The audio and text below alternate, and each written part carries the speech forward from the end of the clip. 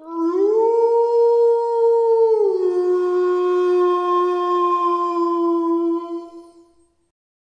Friends, ఇంకొక కొత్త horror స్టోరీతో మీ ముందుకు వచ్చేసాను. ఈ స్టోరీ చాలా ఇంట్రెస్టింగ్గా ఉంటుంది. సో వీడియో మొత్తం చూసి మీకు నచ్చితే వీడియోని లైక్ చేసి మా ఛానల్ని సబ్స్క్రైబ్ చేసుకొని పక్కనున్న బెల్ సింబల్ యాక్టివేట్ చేసుకోండి. ఇక లేట్ చేయకుండా స్టోరీలోకి వెళ్ళిపోదాం. విజ్ఞానమా నమ్మకమా అనే సందేహం చాలా మందికి చాలా సందర్భాల్లో ఎదురవుతూనే ఉంటుంది. ముఖ్యంగా మానవాతీత శక్తులు, ఆత్మల విషయాల్లో. ఇవన్నీ పక్కన పెడితే ఒక యువతి అనుకోని అతిథితో 60 రోజుల అనుభవాన్ని కథలా చెప్పే ప్రయత్నం చేశాను. ఎప్పటిలాగే చూసి ఆదరిస్తారని కోరుకుంటున్నాను. రణం, మరణం, రణం తప్పదు. మరణం గుట్టు విప్పే ప్రయత్నంలో రణమో మరణమో, హేళ, అది మృత్యుహేళ, నాశనం, విధ్వంసం, అన్యాయానికి బలైన యువత ఆర్తనాదం వినపడుతోందా? ఆ కర్ణ కఠోర స్వరం చుట్టుముడుతోందా? భయానక బీభత్స విధ్వంసం తెలుసుకుంటావు. ఆపదని ఆయువుని బలి తీసుకోకముందే గుర్తిస్తావు. కనిపించేది నిజం కాదని, కనిపించనిదేదో ఉందని ఈ గది ముందే హెచ్చరిక. ఇది నీకే హెచ్చరిక. తెలుసుకుంటావు, నన్ను తలుచుకుంటావు. వస్తా, అప్పుడే వస్తా. నీలోనే ఉన్న నన్ను పిలిచినప్పుడే వస్తా. ఇంతలో మంచం మీద నుంచి దిగ్గున లేచి కూర్చుంది సావిత్రి. పక్కనున్న వాటర్ బాటిల్లో నీళ్లు గటగట తాగేసి పక్కన చూసుకుంది. భర్త, కొడుకు గాఢ నిద్రలో ఉన్నారు. గడియారం వంక చూసుకుంది. సమయం అర్ధరాత్రి 3:30. ఈ ఫ్లాట్లోకి దిగిన ఈ 3 రోజులు ఇదే కల, ఇదే సమయం. ఎందుకో ఎంత ఆలోచించినా అర్థం అవ్వడం లేదు. ఆయన ఆఫీస్కి, పిల్లాడి స్కూల్కి దగ్గర ఉంటుంది. పైగా కరెంట్ కూడా తక్కువ అని ఈ అపార్ట్మెంట్లోకి దిగారు సావిత్రి దంపతులు. ఫ్లాట్ చాలా బాగుంది. అపార్ట్మెంట్ పక్కనే బాబు స్కూల్, పక్క సందులోనే సూపర్ మార్కెట్, 4 అడుగులు వేస్తే బస్ స్టాండు. అన్నీ బాగున్నాయి. కానీ ఏంటో 3 రోజుల నుండి ఇదే కల. ఆయనతో చెప్తే ఎక్కువ ఆలోచిస్తున్నా అనుకుంటారేమో, ఇది మరీ అంత పెద్ద విషయం కాదేమో అనుకుంటూ కళ్ళు మూసుకుందామని ప్రయత్నించింది సావిత్రి. కానీ తన వల్ల అవడం లేదు. గత 3 రోజులుగా జరిగిన సంఘటనలే కళ్ళ ముందు మెదులుతున్నాయి. అపార్ట్మెంట్లో దిగేటప్పుడు మంచి రోజు చూసుకుని పాలు పొంకిద్దామని పాలు స్టవ్ మీద పెట్టగానే అవి విరిగిపోయాయి. అప్పుడే ఏంటండి ఈ అపశకునం అంటే? ప్రతిదానికి భయపడకూడదు సావిత్రి. షాప్ వాడు నిలువ ఉంచిన పాలు ఇవ్వచ్చు, లేదా గిన్నె బాగా తోమకపోయినా ఇలా అవ్వచ్చు అంటూ కొట్టి పాడేశారు. మరి పొద్దునే పలకరించిన ఎదురు ఫ్లాట్ ఆంటీవారు ఎవరు చెప్పారు ఈ ఫ్లాట్ గురించి? అన్ని విషయాలు తెలిసే వచ్చారా? పిల్లాడున్నాడు, జాగ్రత్త అని ఎందుకన్నట్టు? ఇవన్నీ ఆయనతో చెప్తే, అరే అంతలా ఆలోచించాల్సిన పనేముంది ఇందులో? అవన్నీ కామన్ క్వశ్చన్స్. ఇవన్నీ పక్కన పెట్టి ఇల్లు చక్కగా సర్దుకో, అపార్ట్మెంట్ లైఫ్ ఎంజాయ్ చెయ్యి అంటూ ఆయన లైట్ తీసుకో అనడం గుర్తొచ్చింది తనకి. అలా ఆలోచిస్తూ మూసుకున్న కళ్ళు అలారం సౌండ్కి తెరుచుకున్నాయి. లేచి గబగబా రెడీ అయ్యి శ్రీవారిని బాబుని పంపించి మనసులో అలజడికి శాంత్వన ఇచ్చేది భగవంతుని నామమే అనుకుని పురాణ పండవారి లలితా సహస్రనామం పుస్తకం చేతిలోకి తీసుకుంది. అంతే, వెంటనే ఆ పుస్తకాన్ని దూరంగా విసిరేసింది. భయం నీలోంచి నిన్నే మార్చేసే ఓ మత్తు పదార్థం, బయటికి రాలేక అలవాటు పడిపోయిన ఓ వ్యసనం. తన ఒంట్లో జరిగిన మార్పు బుర్ర గ్రహించకపోవడంతో తిట్టుకుంటూ అమ్మవారికి ఓ అపరాధ నమస్కారం చేసుకుని లలితా సహస్రం పుస్తకాన్ని ఓ పక్కన పెట్టేసింది సావిత్రి. మరో 5 రోజుల దాకా తను పారాయణ చేయడానికి వీల్లేదు అనుకుంటూ బాధపడుతూ ఉంది. 5 రోజులు కాస్త వారం అయ్యింది. రోజు పనులు సజావుగానే సాగిపోతున్నట్లు ఉన్నా ఏదో ఆందోళన, చుట్టూ ఏదో జరుగుతోంది అనే భావన.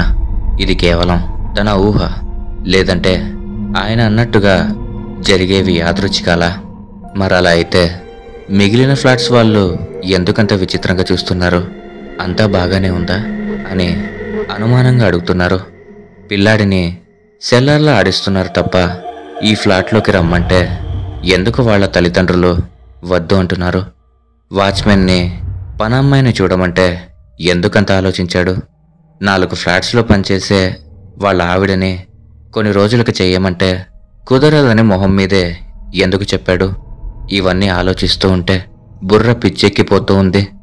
భర్త పిల్లాడు వెళ్ళాక ఖాళీగా ఉంటుందేమో, ఇంకా ఆలోచనలు ఎక్కువైపోతున్నాయి. ఈ ఆలోచనలతోనే మిగిలిన ఫ్లాట్స్ వల్ల ఆశ్చర్యపు చూపులతోనే మరో 4 రోజులు గడిచాయి. మనశ్శాంతిగా దేవుడికి దీపం పెట్టుకుని ఎన్నాళ్ళయిందో. ముందు పీరియడ్, తర్వాత ఇంటి పేరు వాళ్ళు చనిపోవడంతో అశౌచం. అసలు ఏం జరుగుతోంది ఇక్కడ? ఇన్ని రోజులు దేవుడికి దీపం పెట్టకుండా లేను. పూజా మాట దేవుడెరుగు. ముందు అర్జెంటుగా గాయత్రీదేవి ఫోటో అమర్చాలి. ప్లేస్ సెట్ అవ్వక ఇన్నాళ్ళు అశ్రద్ధ చేశాం అనుకుంటూ వంటింట్లోకి వెళ్ళింది. వెచ్చని శ్వాస మొహానికి తాకింది. స్టవ్ ఆన్లో ఉందేమో అని కంగారుగా చూసింది. స్టవ్ ఆఫ్లోనే ఉంది. వంటింటి గోడ మీద ఏదో కదులుతున్న భావన. ఒక్కసారిగా సావిత్రికి ఒళ్ళు గగురు పొడిచింది. కాళ్ళు తన ప్రమేయం లేకుండానే హాల్లోకి దారి తీశాయి. వచ్చావా? రా. ఇక్కడే నన్ను నేను కోల్పోయాను. దిక్కుతోచని స్థితిలో నా భవిష్యత్తుని ముగించేసుకున్నాను. అందుకే నిన్ను నేను నాలా అని ఏవో శబ్దాలు వస్తుండగా ఇంతలో సావిత్రి, సావిత్రి, ఎంతసేపు పిలవాలి? ఇక్కడే ఉన్నావు కదా, అంత పరధ్యానం ఏంటి? వెళ్ళి కాసిన్ని మంచినీళ్లు తీసుకురా అన్న భర్త పిలుపుకు ఈ లోకంలోకి వచ్చిన సావిత్రి నుదుటున పట్టిన చెమట తుడుచుకుంటూ, అది తన భ్రమో ఊహకు అందని రూపమో తెలియని అయోమయ స్థితిలో ఉంది సావిత్రి. అయితే ఒకటి మాత్రం నిజం, ఇక్కడ ఏదో ఉంది, ఇక్కడ ఏదో జరిగింది. అదేంటో తెలుసుకోవాలి, కనుక్కుంటా అంటూ ఏదో స్థిర నిశ్చయానికి వచ్చిందానిలా అనుకుంది. కానీ అలా మనం అనుకున్నది అయిపోతే అది జీవితం ఎందుకు అవుతుంది? మనం ఊహించని పరిణామాల్ని పరిచయం చేసే విధి అని ఒకటి ఉంటుంది. దానికి ఎవరైనా తల వంచాల్సిందే. సావిత్రి జీవితంలో విధి ఎలా ఆటాడిందో తెలుసుకోవాలంటే మిగిలిన కథ చూడాల్సిందే.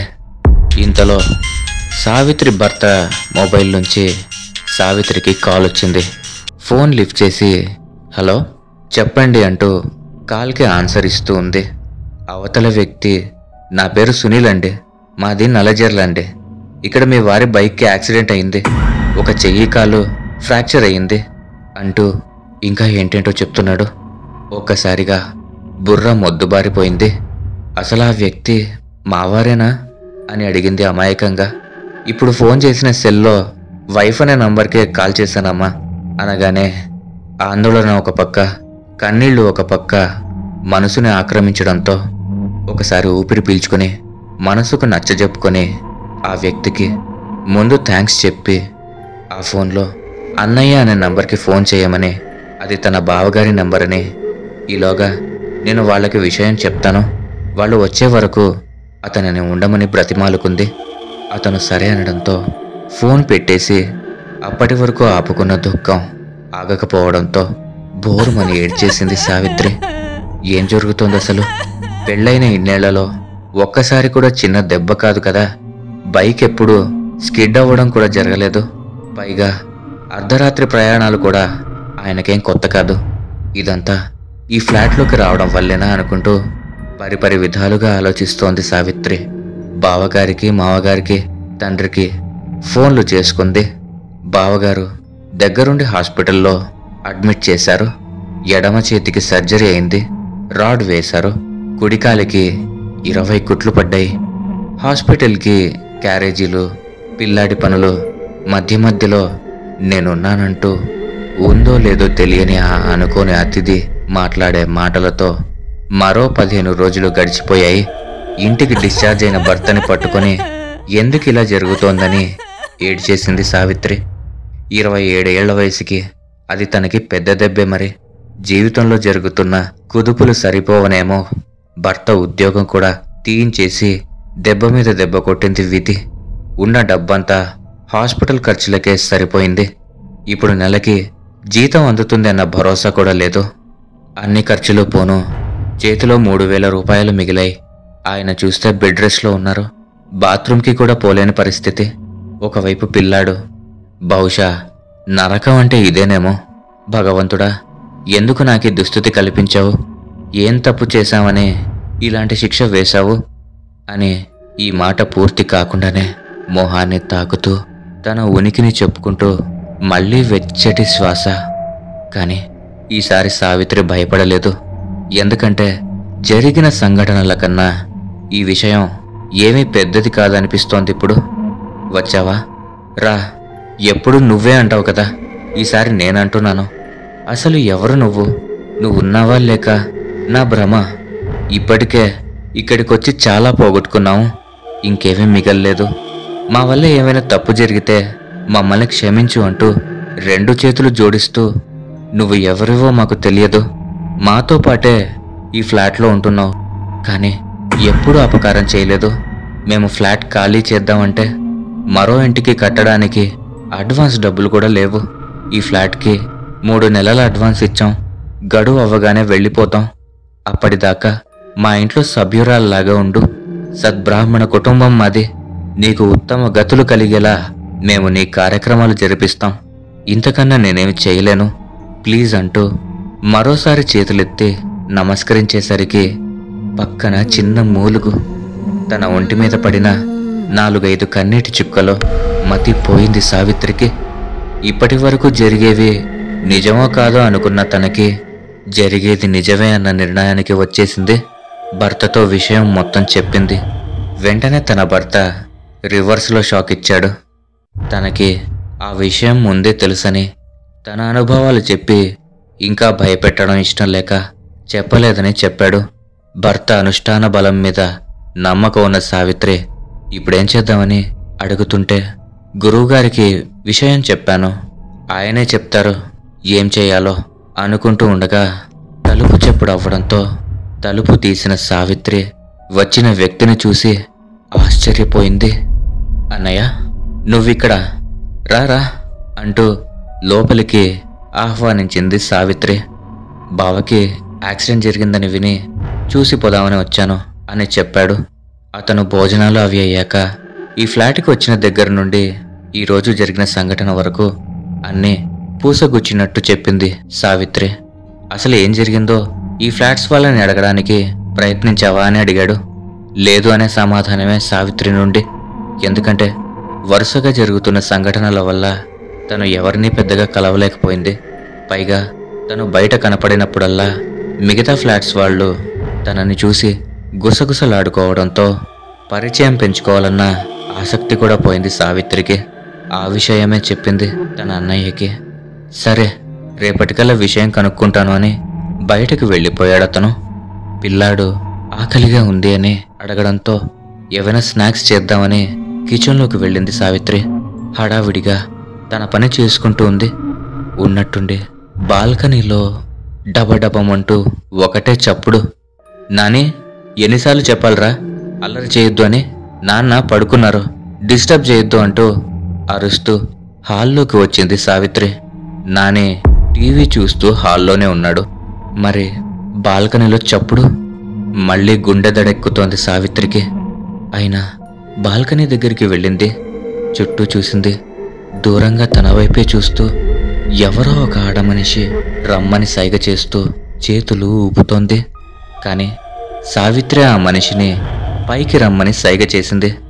భయపడుతూనే ఆ మనిషి ఎవరూ చూడకుండా లోపలికొచ్చింది. ఆమె ఇంతకుముందు ఈ ఫ్లాట్లో ఉన్న వాళ్ళ పని మనిషి అట. టీ తాగుతూ తను చెప్పిన విషయాలు విని సావిత్రి, అతని భర్తతో పాటు అప్పుడే బయట నుండి వచ్చిన సావిత్రి అన్నయ్య కూడా నిర్ఘాంతపోయారు. వచ్చినావిడ వెళ్ళిపోగానే మనసంతా ఏదోలా అయిపోయింది సావిత్రికి. అనుకోని అతిథి మీద జాలి కలిగింది. అయితే జరిగిన విషయం చెప్పని ఫ్లాట్ ఓనర్ మీద, పక్క ఫ్లాట్స్ వాళ్ల మీద సావిత్రికి విపరీతమైన కోపం వచ్చింది. డబ్బులు తక్కువని వివరాలు కూడా కనుక్కోకుండా ఫ్లాట్లోకి దిగిన మాదే తప్పని ఓనర్కి ఫోన్ చేసింది. పూజలు చేసుకునే కుటుంబం కదా, ప్రాబ్లం సాల్వ్ చేసుకోండి, కావాలంటే అడ్వాన్స్ డబ్బులు తిరిగి మీకే ఇచ్చేస్తానని చెప్పి ఫోన్ పెట్టేశాడు ఆ ఓనర్. అంతే, వెంటనే అపార్ట్మెంట్ ప్రెసిడెంట్ ఫ్లాట్కి వెళ్ళి అదే ఆవేశంతో నిలదీసింది. అతను కూడా అదే నిర్లక్ష్యపు సమాధానం. మొదటిసారి మనుషులంటే చిరాకనిపించింది. అప్పుడే ఓ చల్లని స్పర్శ మొహానికి తాకింది. బహుశా తన గురించి నాకు తెలిసిందన్న ఆనందంతో అనుకుంటాను. ఎంత పిచ్చిదానివి సిరి, పిల్లలు పుట్టలేదని అవమానిస్తే చచ్చిపోతావా? నిండా 30 ఏళ్ళు కూడా లేవట నీకు. ఒక్కసారి కూడా నీ వాళ్ళ గురించి ఆలోచించలేదా? ఎలా ఆలోచిస్తావులే, నువ్వు ఆత్మహత్య చేసుకున్నావని తెలిసి కనీసం నిన్ను చూడ్డానికి కూడా రాలేదట నీ భర్త. మీ వాళ్ళెవరూ ఈ సంఘటన తర్వాత ఫ్లాట్కి వచ్చే సాహసం చేయలేదట. పోనీలే, నీ ఆత్మ శాంతించడం కోసం నేను చేయించాల్సిన కార్యక్రమాలు నా తోబుట్టు అనుకుని నేను చేయిస్తాను అని సావిత్రి తన అన్నయ్యకి భర్తకి చెప్తే అదంతా ట్రాష్ అని కొట్టిపడేశాడు తన అన్నయ్య. కొంతమందిలో కొన్ని సందర్భాల్లో భయపడినప్పుడు మెంటల్గా డిస్టర్బ్ అవుతారు. తనలో తానే ఊహించుకొని అది నిజం అనే భ్రమలో ఉంటారు. కాదు, ఇదే నిజం అంటావా? మరి ఇలాంటి అనుభవాలు ఈ అపార్ట్మెంట్లో ఎవరికీ ఎదురవ్వలేదే? తను ఆత్మహత్య చేసుకుని చనిపోవడం నిజమే అయి ఉండొచ్చు, కానీ నువ్వు ఫీల్ అయ్యేది మాత్రం నీ మెదడు పంపే సంకేతాల వల్లే. వరుసగా జరిగిన సంఘటనల వల్ల నీ అనుమానం, నమ్మకం బలపడి ఉండొచ్చు. ఇక దీని గురించి ఏమీ ఆలోచించొద్దు. ఇంకో ఇల్లు చూస్తాను, మారిపోదురు. వారం రోజుల్లో సామాన్లు సర్దుకుని సిద్ధంగా ఉండు అని లోపలికి వెళ్ళిపోయాడు ఆ అన్నయ్య. ఈలోగా సావిత్రి భర్త గురువుగారితో మాట్లాడి ఉన్నట్టుండి సావిత్రిని 2 రోజులు రిలాక్స్ అవ్వమని తన అమ్మగారింటికి పంపించారు. సరే అని పిల్లాడిని తీసుకుని తలుపు దగ్గరికి వేస్తూ గుమ్మం పైకి చూసింది. ఫ్లాట్ నంబర్ 503 అనే బంగారు రంగు అక్షరాలు. వెనక్కి తిరిగి లిఫ్ట్ వైపు వెళ్ళిపోతున్న తనని ఎవరో పిలుస్తున్నట్లు భావన. ఓ చల్లని స్పర్శ. అమ్మ వాళ్ళ ఊరు వెళ్లేదాకా ఇవే ఆలోచనలు. తరువాత రోజు భర్త ఫోన్ చేసి మరో 4 రోజులు అక్కడే ఉండమని, కొత్త ఇంటికి డైరెక్ట్గా వచ్చేదు గాని అని చెప్పి ఫోన్ పెట్టేయడంతో సరే అని ఫోన్ పెట్టేసిందే గాని మనసు ఇంకా ఆ ఫ్లాట్ చుట్టూనే తిరుగుతోంది. 3 రోజుల తర్వాత కొత్త ఊరికి, కొత్త ఇంటికి మారారు. సావిత్రి చాలాసార్లు అడిగింది భర్తని, ఎందుకు 2 రోజులు పుట్టింటికి పంపేశారు అని, నేను వెళ్ళిన తర్వాత ఎందుకు శాంతి కార్యక్రమం చేయించారు అని. అయినా అతను సరైన సమాధానం చెప్పలేదు. పైగా అక్కడ నువ్వేమీ అనుకున్నంత భయం లేదు, అది కేవలం నీ ఊహ అని కొట్టిపడేశాడు. అదే నిజమేమో అనుకుంది సావిత్రి. తాత్కాలికంగా మనం కూడా అదే అనుకుందాం కాసేపు. కానీ ఆ పని ఆవిడ చెప్పినట్టు సిరి ఆత్మహత్య చేసుకున్న సమయానికే ఎందుకు సావిత్రికి కల వచ్చేది? ఇది తన ఊహేనా? కాదు. ఎందుకంటే అప్పటికి ఈ విషయం సావిత్రికి తెలియదు. హాల్లో మాత్రమే తన ఉనికి ఉండేది. ఎందుకంటే అక్కడే తను ఊపిరి కోల్పోయింది. సావిత్రి భర్తకు ఎందుకు ఎదురుపడలేకపోయింది? ఎందుకంటే అతనికి ఉన్న అనుష్ఠాన బలం. సావిత్రికి మాత్రమే ఎందుకు తన ఉనికి తెలిసేది? కారణం తన నక్షత్రం ఆశ్లేష నక్షత్రం. ఈ నక్షత్రం కల వారికి మానవాతీత శక్తుల యొక్క పట్టు ఉంటుందని చాలామందికి నమ్మకం. మరి ఎందుకు సావిత్రి కుటుంబం తన చేత పీడింపబడలేదు? కారణం నిత్యం పంచాయతనం చేసే అలవాటు ఉండడం, భగవంతుని అనుగ్రహం కలిగి ఉండడం. ఇంకో కారణం సిరి మరణించిన ఘడియలు శాంతి ఘడియలు. పైగా సిరి స్వభావం శాంతి స్వభావం. నమ్మితే నమ్మకం, నమ్మకపోతే సైన్స్. వీటి గురించి ఆలోచించుకుంటూ పోతే ఎంత చెప్పినా తరగదు. మొత్తానికి సావిత్రి కొత్త ఇంటికి బాగానే అడ్జస్ట్ అయ్యింది.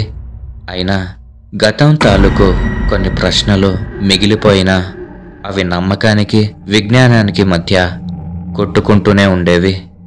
30 రోజుల తరువాత అమ్మవారి గుడిలో పూజారి గారు హారతి ఇస్తూ సావిత్రి కేసి చూస్తూ 27 వసంతాలు పూర్తి చేసుకున్నావా అమ్మా అనగానే ఆశ్చర్యంతో, ఈరోజు నా పుట్టినరోజని మీకెలా తెలిసింది స్వామి అనగానే చిరునవ్వు నవ్వుతూ, 27 ఏళ్లకు నీలో ఉన్న నిన్ను తెలుసుకున్నావా అమ్మా?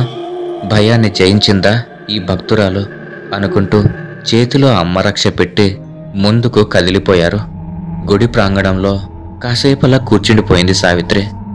ఎందుకో మళ్ళీ అమ్మవారిని చూడాలి అనిపించి అమ్మను చూడగానే ఆ లోక శుభంకరి తనని చూసి చిరునవ్వు చెందినట్లు అనిపించి ఒళ్ళంతా రోమాంచితమైంది తనకి. ఈలోగా ప్రసాదం తీసుకొస్తున్న పూజారి గారిని చూసి ఇప్పుడు జరిగిన అనుభవం చెప్పింది. నీకు అమ్మదయ పరిపూర్ణంగా ఉంది తల్లి. ఎంత మంచి మనసునిది. ఉందో లేదో తెలియని ఓ రూపానికి అన్యాయంగా ప్రాణాలు వదిలిన ఓ స్త్రీకి ఉత్తమ గతులు కల్పించావు. పాపం ఆ ఆత్మ ఎంత సంతోషించిందో. ఈ అమ్మలగన్న అమ్మ కూడా అంతే సంతోషించింది తల్లి. అందుకు సావిత్రి, మరి నా భర్త నన్నెందుకు శాంతి జరిపించేటప్పుడు నన్ను వెళ్ళిపోమన్నారు స్వామి అని అడిగిన దానికి, తల్లి, ఏదైనా ఒక ఆత్మ ఎవరి మీదైనా ఎక్కువ ప్రేమ ఏర్పరచుకుంటే తను ఈ లోకం విడిచి తొందరగా వెళ్ళలేదు. పైగా నువ్వు అక్కడ ఉండగా శాంతి కార్యక్రమం చేయించడం నీకు మంచిది కాదు. నీ జాతకం ప్రకారం 27 సంవత్సరాలకు ఓ గండం ఉంది. అది దాటితే అద్భుతమైన జాతకం నీది. ఇంతకు మించి ఏది చెప్పలేను, సరేనా అంటూ తల మీద చేయి వేసి ఆశీర్వదిస్తూ, ఆ సిరిని ఈ శ్రీమాతగా భావించుకో తల్లి అని వెళ్ళిపోయారు. నమ్మకమా విజ్ఞానమా, గెలిచింది భక్తా భయమా? కొన్ని కథలంతే, కంచికి చేరవు. కొన్ని సంఘటనలు నమ్మిన సిద్ధాంతాల్ని బలపరిస్తే కొన్ని నమ్మకాలు మనిషిని బలహీనపరుస్తాయి. ఇది ఒక యథార్థ సంఘటన ఆధారంగా చేసిన కథ. కథకు తగ్గట్టు కొన్ని మార్పులు చేసి రాశాను. ఓకే ఫ్రెండ్స్, ఈ స్టోరీ కనుక మీకు నచ్చినట్లయితే ఖచ్చితంగా ఈ వీడియోని ఒక లైక్ చేసి మీ అభిప్రాయాలను కామెంట్ చేసి మీ స్నేహితులు మరియు బంధువులతో షేర్ చేసుకోండి. అలాగే మా ఛానల్ని సబ్స్క్రైబ్ చేసుకొని పక్కనున్న బెల్ సింబల్ని యాక్టివేట్ చేసుకోండి. Thanks for watching.